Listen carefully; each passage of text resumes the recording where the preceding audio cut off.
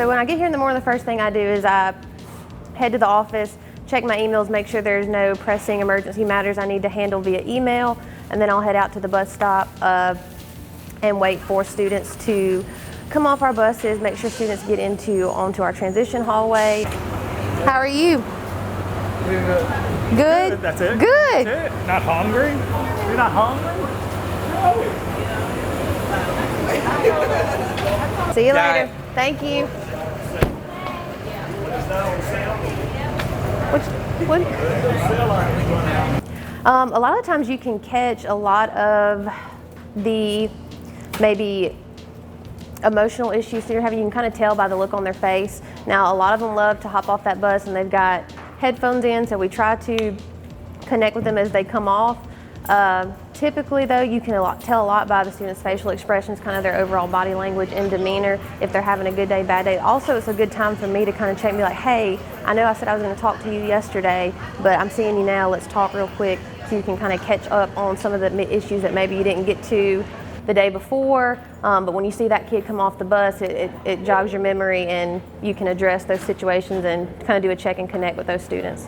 And then once students are released for the gym and auditorium, we start circulating through the halls. Hey, welcome.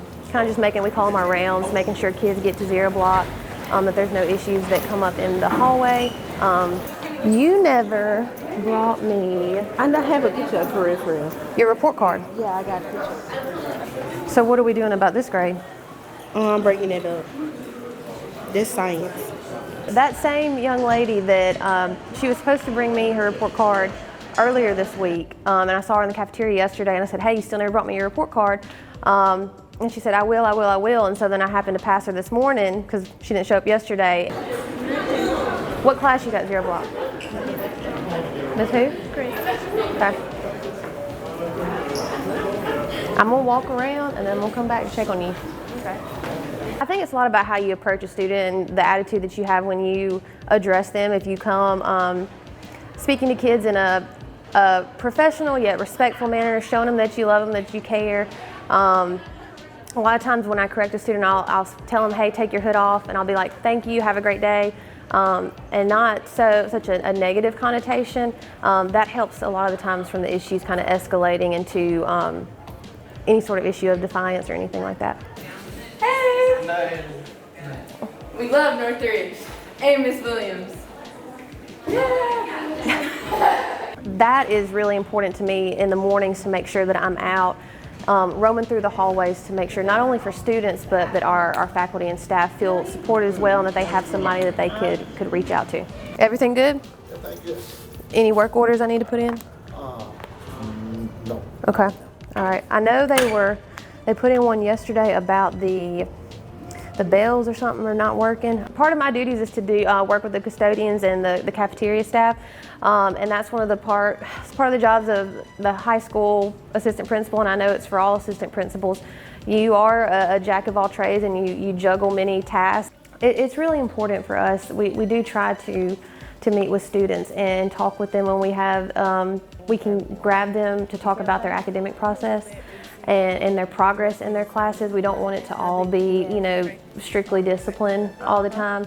And that's another good way for us to kind of check and connect with students, and that's how we kind of figure out what students maybe need to be referred to our RTI program, or what students may need some extra assistance or tutoring, and then we can kind of facilitate that between the student and the teacher about getting them some extra help. But I understand if you don't get it, baby, but like, what if, just because you don't get it doesn't mean you don't turn it in? You need to probably ask somebody. Now, this is not my area of expertise, okay? Come with me to some English and I'll help you all day long. This is not my area of expertise, but we can get someone to help, tutor, whatever, if you need to. I do typically, when we go into classrooms, we do try not to disturb the classroom environment as much as possible. We really just we look for student engagement and the culture and relationships within the classroom and informative assessment within our classrooms. And so again, that's just another opportunity for us to check and connect with students and really kind of build those relationships where they feel like they can come to us if they have questions. It doesn't always have to be academic related. It doesn't always have to be because you're coming because there's some sort of disciplinary action that's being taken. So That's really important to have those conversations with kids.